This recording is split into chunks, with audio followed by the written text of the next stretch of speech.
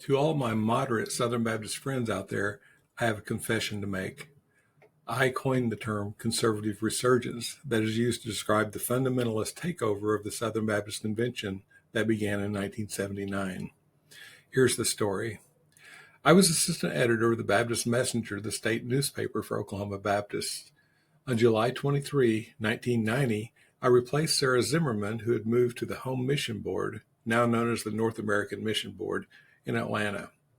The editor, the associate editor, and two assistant editors met every week to determine what news stories would be carried in the newspaper and to discuss any potential problems.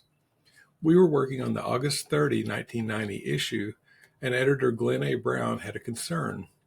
Zimmerman had a story about a new group called the Baptist Cooperative Missions Program Incorporated that was a way for moderate Southern Baptists to fund missions programs without going through the SBC. Brown had a very real conundrum. He had longtime friendships with most of the leaders who were now deemed moderates. He liked them and didn't want to offend them. However, conservatives were now in charge, and if he wanted to remain editor of the Messenger, he had to please them as well.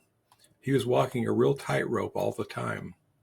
Brown knew the story that Zimmerman had written was important and that we needed to publish it. His main concern, though, was the following paragraph.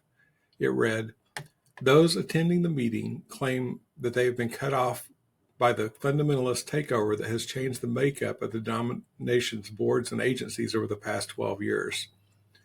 Brown didn't like the words fundamentalist or takeover because of their negative connotations. There was, in fact, a well-orchestrated takeover of the SBC, planned and executed by Criswell College President Paige Patterson and Houston Judge Paul Pressler. But the fundamentalists didn't like for it to be called a takeover." Continued on part 2.